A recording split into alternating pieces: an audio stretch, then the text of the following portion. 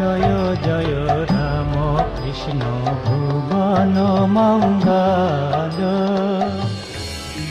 દર્શક મિત્રો નમસ્કાર, જય ઠાકુર। આજે આપણે એક એવા અવતારી પુરુષની વાતો લઈને આવીએ છીએ। કદાચ સમગ્ર ભારતના એ મીડિયા જગતની એક અદ્ભુત ઘટના હશે। આજે જીટીપીએલના સહકાર, સહયોગ અને પ્રેરણાથી એક એવા અવતારી પુરુષની આપણે વાતો લઈને આવીએ છીએ કે આખું વિશ્વ જેને શ્રી રામકૃષ્ણ પરમહંસ કહે છે। મિત્રો, ભારત વર્ષ એક એવા ઉજ્જવલ વ્યક્તિત્વથી પ્રસિદ્ધ અને પ્રચલિત બન્યું। નરેન્દ્રનાથ દત્ત, એના ગુરુ, એના પ્રેરણા પુરુષ, એને સાક્ષાત્કાર કરાવનાર એટલે ભગવાન રામકૃષ્ણ પરમહંસ। સમાજની અંદર જ્યારે દ્વિધાઓ ઉત્પન્ન થાય છે, ધર્મના અર્થઘટનો વિપરીત થાય છે, માણસ દિશા શૂન્ય બને છે અને ધર્મની આડની અંદર જ્યારે વિખવાદ, વૈમનસ્ય, કોમવાદ, હિંસા, આના પરિણામો સમગ્ર સમાજ સહન કરે છે। અવતારી પુરુષ તો કહે છે કે આ ધરતી પર રહેનાર માણસ ચાહે કોઈ પણ સંપ્રદાયનો હોય, ચાહે કોઈ પણ ધર્મનો હોય, એનું ગંતવ્ય તો માત્ર એક જ છે, ઈશ્વરનો સાક્ષાત્કાર કરવો। ભગવાન રામકૃષ્ણ દેવે, જેને ઠાકુર પણ કહેતા, રામકૃષ્ણ દેવે રામકૃષ્ણ કથામૃતની અંદર જે વાતો લખી છે એ ઉપદેશના સ્વરૂપમાં નથી। આપણે જેને કહીએ કે આપ બીતી, સ્વ અનુભવની વાત છે। માણસ ઉપર ઉપદેશ લાદીએ તો એને કેટલું અનુસરશે એ તો આર્ષ દ્રષ્ટાએ અનુભવેલી પીડા, વ્યથા અને વેદના ઉપર આધાર રાખે છે। બહારથી લાધેલું જ્ઞાન અને અંદરથી ઉગેલું જ્ઞાન, આની અંદર બહુ મોટો ફરક હોય છે। જગતને રામકૃષ્ણ કથામૃત એક અનુપમ ભેટ છે। વિશેષ તો શું કહીએ, ભગવાન રામકૃષ્ણ દેવ પછીના જે આધ્યાત્મિક પુરુષો આવ્યા એમાં એક ઉજ્જવળ નામ આવે છે શ્રી અરવિંદનું। ગુજરાતના અહોભાગ્ય છે કે શ્રી અરવિંદ વડોદરાની અંદર 12 વર્ષ સુધી રહ્યા છે। હંમેશા એ પોતાની સાથે રામકૃષ્ણ કથામૃત રાખતા। આજે જ્યારે જેની 125મી શતાબ્દી ઉજવાઈ રહી છે, એ પરમહંસ યોગાનંદજી ઘણી જગ્યાએ સ્પષ્ટ રીતે ઉલ્લેખ કરતા કે મારા જીવનની અંદર મારું પ્રેરણા સ્વરૂપ એ રામકૃષ્ણ કથામૃત છે। ભારતના વડાપ્રધાન મોરારજી દેસાઈ જીવા ત્યાં સુધી દરરોજ કથામૃતનું વાંચન કરતા હતા। મિત્રો, ત્રિવિધ તાપથી જલતા માણસને જ્યારે શીતળતા જોઈ, જ્યારે શાતા જોઈ, જ્યારે મનમાં ઉભેલા પ્રશ્નોનું નિરાકરણ જોઈએ, વિશેષ તો શું કહીએ, પણ હું વિશ્વાસપૂર્વક આજે કહું છું કે આપ કથામૃતનું કોઈ પણ પાનું ખોલજો, તમને તમારા પ્રશ્નોનું સમાધાન મળી જશે, તમારી દ્વિધાઓ ટળી જશે અને એ પણ એક શીતળતાની સાથે, એક શાતાની સાથે। દરેક ધર્મોના પ્રતિનિધિ પુરુષથી અલગ વ્યક્તિત્વ, અલગ પ્રતિભા અને અનુપમ એ પ્રજ્ઞા પુરુષ રામકૃષ્ણ પરમહંસ। આપણે કથામૃત તરફ આગળ વધીએ એ પહેલા રામકૃષ્ણ દેવના જીવન તરફ, એના જન્મ તરફ, એના જીવન કવન તરફ એક દ્રષ્ટિ કરીએ। મિત્રો, સમગ્ર ભારત વર્ષ ક્યારેક શાક્તની ભૂમિ રહી છે, શક્તિ ઉપાસનાનો પ્રદેશ રહ્યો છે। એમાંય બંગાળની ભૂમિએ તો અનેક નરરત્નો આપણને આપ્યા છે, આધ્યાત્મિક ક્ષેત્રે વિજ્ઞાનના ક્ષેત્રે, સાહિત્યના ક્ષેત્રે આ ભૂમિએ એવા નરરત્નો આપ્યા છે કે જેના લીધે વિશ્વ આજે નત મસ્તકે એ સસ્ય શ્યામલા ભૂમિને વંદન કરે છે. વંદે માતરમ આપનાર બંકિમચંદ્ર ચેટર્જી પણ આ ભૂમિનું સંતાન હતા. વિશ્વને ગીતાંજલિ આપનાર રવિન્દ્રનાથ ઠાકુર પણ આ ભૂમિનું સંતાન હતા. અને આ બધા મહાનુભાવોએ ક્યાંક ને ક્યાંક નતમસ્તકે રામકૃષ્ણ પરમહંસને ભાવાંજલિ આપી છે અને ખૂબ અહોભાવથી આ વ્યક્તિત્વને બિરદાવ્યું છે. આપણે એમના જીવન જન્મ તરફ જઈએ.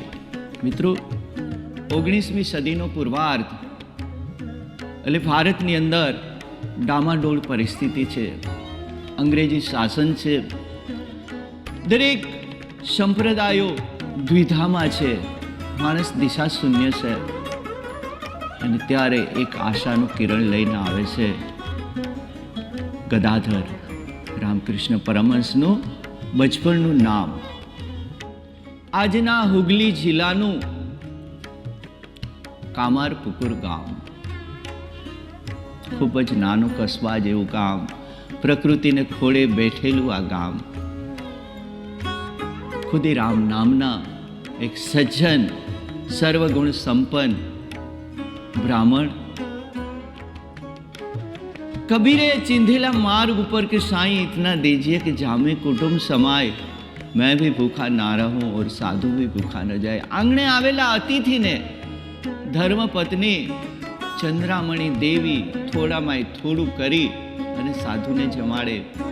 સત્સંગ થાય, ઈશ્વર પારાયણ આ દંપતી. અને એ દંપતીને ત્યાં 1836ના ફેબ્રુઆરી મહિનાના 17મી તારીખે એક બાળકનો જન્મ થાય છે. અતિ સ્વરૂપવાન, દૈદીપ્યમાન, દિવ્ય આ સંતાનને જોઈ અને મા બાપનો હર્ષ સમાતો નથી. રામકૃષ્ણ દેવનું બચપણનું નામ ગદાધર છે અને લોકો એને હુલામણા નામ ગદાઈથી સંબોધે છે. ગદાઈને ગામની સ્ત્રીઓ તેડી લે છે. એના સ્વરૂપને જોઈ અને બાલકૃષ્ણ જેવું અતિ સુંદર એનું મુખારવિંદ છે. ગામના દરેક વ્યક્તિના નજરની અંદર એ ગદાઈ પ્રિય પાત્ર બની ચૂક્યા છે. ધીરે ધીરે ધીરે અન્નપ્રાશન સંસ્કાર સુધીના દિવસો વીતવા લાગે છે. એક અહોભાવથી પોતાને ત્યાં એક તેજોમય, દૈદીપ્યમાન ઈશ્વરીય અંશ આવ્યો હોય એવી અનુભૂતિ આ દંપતી અનુભવે છે. એના લાલન પાલનની અંદર, એના સંસ્કારકરણ કરવામાં મા બાપ કોઈ કચાશ નથી રાખતા અને અનાયાસે મળી આવેલા સાધુઓના આશીર્વાદથી આ બાળકનો જીવનક્રમ વિકાસ પામતો રહે છે. મિત્રો, જગન્નાથપુરીનો આ રસ્તો છે ને એના વચ્ચે આવતું આ ગામ છે એટલે સતત સાધુઓનો સમાગમ ગ્રામવાસીઓને થાય છે. આ સમજણો ગદાધર મા પાસેથી જ્યારે જ્યારે સમય મળે છે ત્યારે સાધુઓની રાવટીમાં, સાધુઓના ઉતારામાં જઈને બેસે છે. નાની એવી સેવાઓ માગે છે. આપણે એવી કાલી ગયેલી ભાષામાં એના ટેલ ટપોરા કરતો થાય છે. આવનાર સાધુઓ આ બાળકનું લલાટ વાંચે છે અને ભવિષ્યનો અવતારી પુરુષ બધાને એક પોતાની તરફ ખેંચે છે. આકર્ષણ કૃષ્ણના જીવનનું આપણે જોઈએ તો બીજાને આકર્ષણ કરે એ કૃષ્ણ છે. અને ભવિષ્યની અંદર જેને મર્યાદા પુરુષોત્તમ અને કૃષ્ણના ગુણ સંપન્ન થવાના છે એ રામકૃષ્ણ દેવ ગદાઈના સ્વરૂપે, ગદાધરના સ્વરૂપે કામારપુકુરની અંદર આ લીલાઓ કરી રહ્યા છે. એક ઘટના બને છે. 6-7 વર્ષનો ગદાધર સસ્ય શ્યામલા ભૂમિ ની હરિયાળા ખેતરોની અંદરથી એક સમયે પોતાના બાળ મિત્રોની સાથે રમત રમે છે. એક કેડી ઉપર વાંકી ચૂકી કેડી ઉપર એ ચાલતો જાય છે, ત્યારે આકાશની અંદર ઘટાટોપ વાદળો છવાયા છે. ઘટનાનો એક સંકેત છે અને પૂર્વાશ્રમના આ સિદ્ધ પુરુષ, યોગી પુરુષ, અવતારી પુરુષને એક સંકેત મળી જાય છે. એ હરિયાળા ખેતરોની અંદરથી નાની નાની પગલી પાડતા ગદાધરની અચાનક નજર એ આકાશ તરફ જાય છે અને ત્યાં શું જુએ છે કે જીવનની અંદર જ્યારે અભિપ્સાના મોલ ઉગી નીકળે અને હરિયાળા મોલ ઉપરથી આત્માનું પંખી જેમ ફફડાટ કરતું ઉડી નીકળે એવી સળંગ હંસોની હારમાળા જોવે છે. એક પળનું અનુસંધાન થઈ જાય છે. આત્મ સ્વરૂપ હતું, નિજ સ્વરૂપ હતું કે સાક્ષાત્કારની કોઈ ઘટનાઓ હતી. પાંખો ફફડાવતા હંસનું એક પરમહંસ બીજ ક્યારે આનામાં વવાઈ ગયું એ પણ ખબર ન પડી. માત્ર એ હંસોને જોતા ગદાધર એક ભાવ સમાધિની અંદર ડૂબી જાય છે અને અચેતન અવસ્થાની અંદર એક ખેતરની અંદર જમીન ઉપર સૂતેલી અવસ્થામાં પડી જાય છે. બાળકો ગભરાયા આવી અને ખુદીરામજીને માં ચંદ્રમણીને કહે છે કે માં દોડો દોડો, ગદાધરને કંઈક થઈ ગયું છે. મા બાપ વિહવળ બની અને આવે છે, જોવે છે તો પુત્ર અચેતન અવસ્થાની અંદર છે. ગામના વરિષ્ઠોને બોલાવે છે, કહે છે કે મારા પુત્રની આ દશા કેમ? અનુભવી અને સાક્ષાત્કારી એવી કોઈ વ્યક્તિએ કીધું કે એના કાનની અંદર ઓમનો ધ્વનિ કરો, એ જાગી જશે. એ ભાવ સમાધિમાં છે. એને કોઈ આઘાત પ્રત્યાઘાત કશું જ નથી. અને જ્યારે પોતાની મૂળ અવસ્થામાં આવે છે ત્યારે પૂછે છે કે ગદાધર તને શું થઈ ગયું? તો બેટા માં પૂછે છે અને ગદાધર એને આવડે એવી ભાષામાં કહે છે કે માં, જ્યારે મેં હંસ તરફ જોયું ને ત્યારે મને કોક દિવ્ય અલૌકિક પ્રકાશની અનુભૂતિ થઈ હતી માં. અને આ જગતના તમામ આ દ્રશ્યોથી મારી દ્રષ્ટિ હટી અને માત્ર ને માત્ર એનું હંસ સ્વરૂપ મને દેખાયું હતું. માં, મને દિવ્ય અનુભૂતિ થઈ હતી માં, મને કશું જ નથી થયું. પૂર્વવત સ્વસ્થ બાળકને જોઈ એની માં આનંદ અનુભવે છે કે ખરેખર મારા બાળકમાં કોઈ દિવ્ય શક્તિ છે. ખુદીરામના મોટા પુત્ર કલકત્તા રહે છે.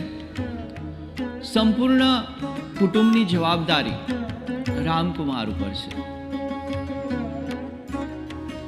મોટા પુત્ર રામકુમાર કર્મકાંડી બ્રાહ્મણની ભૂમિકામાં છે. એમનું જે આગમન થવાનું છે રામકૃષ્ણ દેવનું, ગદાધરનું કલકત્તા, એના પહેલાની એક પૂર્વ ભૂમિકા કલકત્તામાં રચાઈ ચૂકી છે. ત્યાંના જમીનદાર શ્રી રાજચંદ્રના ધર્મપત્ની રાણી રાસમણીએ એક દિવ્ય મંદિરનું એક સ્વપ્ન જોયું હતું. એ પહેલાંની થોડી ઘટનાઓ એટલા માટે આપણે લઈએ છીએ કે એક યુગ પુરુષને આવવા માટે કેટલા પાત્રો સક્રિય થાય છે આ ધરતી ઉપર. જે સ્થળે આજે દક્ષિણેશ્વર છે, કાલી મંદિર, એ સ્થળે એક સમયે એ બંજર જગ્યા હતી. વિધવા જમીનદાર સ્ત્રી રાણી રાસમણી અખૂટ સંપત્તિ છે અને ધર્મને આચરનાર આ દેવી સમાન સ્ત્રીને વિચાર આવે છે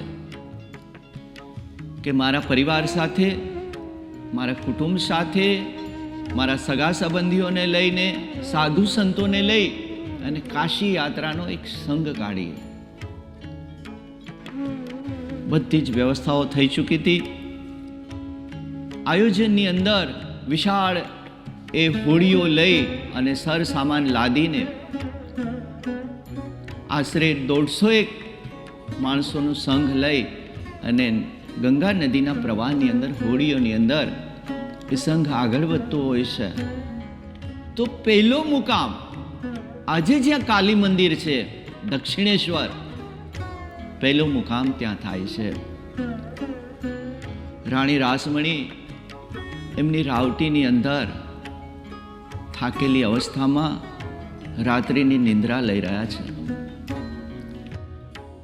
મિત્રો, એક સ્વપ્ન જોવે છે કે સમગ્ર બંગાળ જે કાલી પૂજાની અંદર ધન્ય બની જાય છે. એમાં મહાકાલી દક્ષિણામૂર્તિ રાણીને ઢંઢોળે છે, કહે છે કે તારી આ સંપત્તિ, તારો આ ભાવ, તારે યાત્રા કરવાની જરૂર નથી, તું અહીંથી પાછી વળી જા. અને તંદ્રા નિંદ્રામાંથી અચાનક રાણી રાસમણી જાગી ગયા છે, પરસેવો વળી ગયો છે, વિહવળ બની ગયા છે. બાજુના જ તંબુમાં સૂતેલા પોતાના જમાઈ મથુર બાબુને કહે છે કે મને આવું સ્વપ્ન આવ્યું છે, આની પાછળનો સંકેત શું છે?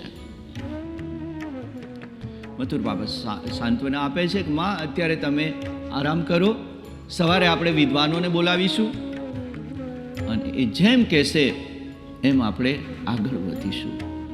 સવારે વિદ્વાનોની સભા ભેગી થઈ છે. માએ એમને વાત કરી કે માએ આવો મને સંકેત આપ્યો છે કે તમે જુઓ, માં કહે છે કે અહીંયા મારું મંદિર બનાવ, અહીંયા મારી સ્થાપના કર, હું મહાકાલી છું. અને વિદ્વાનો સ્થપતિઓ આવ્યા, જોયું. જોગાનું જોગ કોઈ ઘટનાઓનું હોતું નથી હોતું, પણ ભવિષ્યની અંદર બનનારી ઘટનાઓની કોઈ પૂર્વ ભૂમિકાઓ બની જતી હોય છે. જ્યારે એ ધરતીનો નકશો જોવે છે, ધરતીનું માપ સાઈઝ, એમની રચના જોવે છે, તો શક્તિપીઠને જે જરૂરી છે એ કાચબાના અંગ જે ફેલાયેલા કાચબાના પગ, માથું, જેને કચ્છપ કહીએ, આ ધરતીનો આકાર એ શક્તિપીઠના આયોજન માટે જ બન્યો હોય. આ દ્રશ્ય જોઈ અને પંડિતો કહે છે કે માં, તમારી વાતમાં સત્ય છે, એ સંકેત સાચો છે. એટલું જ નહીં, માએ તો મને એમ કીધું છે કે તારે યાત્રા કરવાની જરૂર નથી. વિદ્વાનોનો મત, માની પ્રેરણા, રાણીએ ત્યાં યાત્રા રોકાવી દીધી છે. જમીન ખરીદે લે છે, અઢળક સંપત્તિ છે. આજે પણ ભારતના સ્થાપત્યોની અંદર શ્રેષ્ઠમાં શ્રેષ્ઠ એનું બાંધકામ છે દક્ષિણેશ્વરનું. 1 દિવસ, 2 દિવસ, 3 દિવસ વિહવળ થઈ ચૂકે છે. માનવ દર્શન ક્યારે કરીશ? સારા સારા ઇજનેરોને બોલાવ્યા છે, સારા સારા બાંધકામના અનુભવીઓને બોલાવ્યા છે, એના નકશાઓ તૈયાર થઈ રહ્યા છે. કહે છે કે તમે સંપત્તિની કોઈ ચિંતા ન કરતા, પણ મને વિશ્વની અંદર, જગતની અંદર શ્રેષ્ઠ એક કાલી મંદિર જોઈએ છે કે માં જ્યાં સાક્ષાત બિરાજતા હોય એવું કાલી મંદિર જોઈએ. મિત્રો, વાત તો ઠાકુરની કરીએ છીએ, પણ ઠાકુરને આવવા માટેની જે પૂર્વ ભૂમિકાઓ થઈ રહી છે,